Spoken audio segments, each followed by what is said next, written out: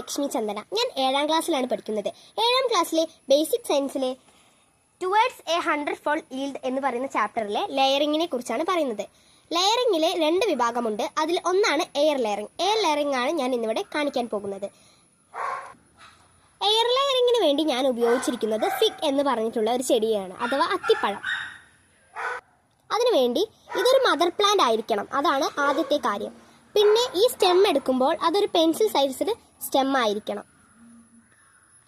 ഇതിൻ്റെ ഈ സ്റ്റെമ്മിൽ നിന്നും നമ്മൾ 2-3 നീളത്തിലുള്ള ഒരു തൊലിക്കഷ്ണം കട്ട് ചെയ്ത് മാറ്റണം. ഇതേപോലെയാണ് നമ്മൾ തൊലി ചെത്തിയെടുക്കേണ്ടത്. ഈ തൊലി കളഞ്ഞതിന് ശേഷം നമ്മൾ ചെയ്യേണ്ടത്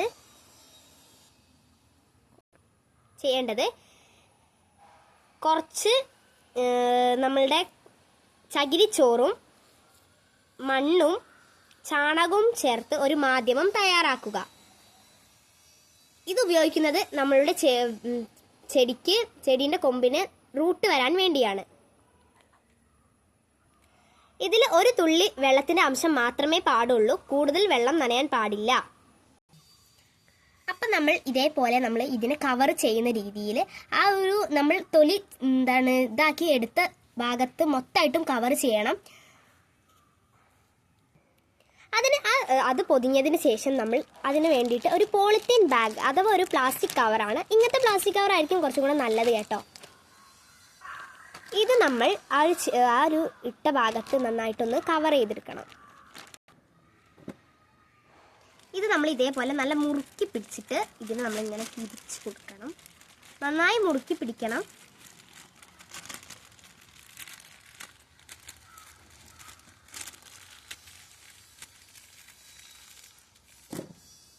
അതിനുശേഷം ഒരു കയറെടുത്തിട്ട് നമ്മൾ ഇതേപോലെ നന്നായിട്ട് മുറുക്കിയിട്ട് ഇതിനെ ഒന്ന് കെട്ടിക്കൊടുക്കണേ. നന്നായിട്ട് മുറുക്കണം. ഇതിപ്പോൾ മഴക്കാലമാണ്, അതുകൊണ്ട് വെള്ളം കയറാൻ പാടില്ല കേട്ടോ.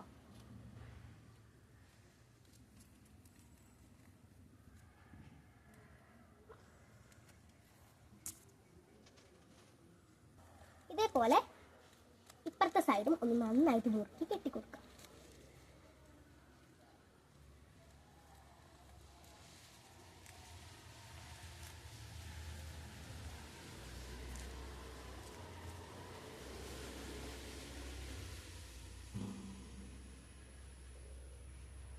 ഇതേപോലെ നമ്മൾ നന്നായി ടൈറ്റായിട്ട് കെട്ടുക. ഇതിനുള്ളിലേക്ക് വെള്ളം കടക്കാൻ പാടില്ല കേട്ടോ. അതാണ് ഇപ്പോൾ മഴക്കാലം ആയതുകൊണ്ടാണ് ഇത് പറയുന്നത്. വെയിലാണെങ്കിൽ നമുക്ക് അതിൻ്റെ ഒന്നും ആവശ്യമില്ല.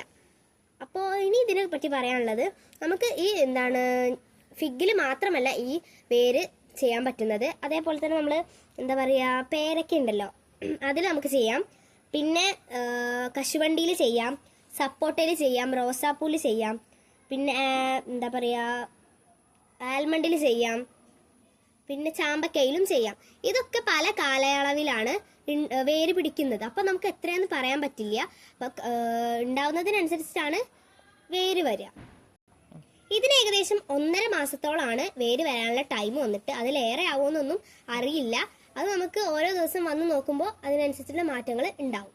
അപ്പോൾ ഇത്രയേ ഉള്ളൂ നമ്മുടെ ഇന്നത്തെ വീഡിയോ. എല്ലാവരും ഒന്ന് വീട്ടിൽ ട്രൈ ചെയ്ത് നോക്കുക. അപ്പോൾ നമുക്ക് ചിലതൊന്നും പെട്ടെന്ന് കായ്ക്കണം എന്നില്ല.